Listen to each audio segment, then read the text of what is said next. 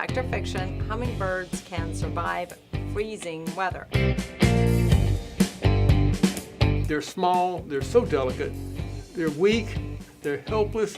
How could they possibly survive in the wintertime? On top of that, they drink nectar from flowers. A couple of things wrong with that is they really don't live on nectar. That's simply an energy source. They live on insects. And if you watch them very carefully, you'll see them hawk one out of the air. They'll fly out off a limb, grab one and come back.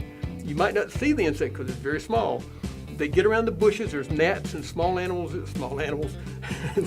Yeah. They eat small animals. And there's gnats and small insects in the bushes. They'll get those. And even inside the flowers, you see little small spiders things. They will eat those. That's their building blocks for a living. That's their protein. That's their fats. And they use the nectar is simply a Snickers bar for energy. So interesting. I didn't realize that. I thought they could live on nectar. The flower, they will not. People make that mistake sometimes. They'll capture an injured bird or something, and they feed it nectar, and of course it doesn't live very long. Oh, wow. They will die. And the birds don't have flowers in the wintertime, so we suspect, well, they can't survive here. Yeah. But they're not doing that. We had a bird in North Georgia that we captured probably 7 or 8 years ago.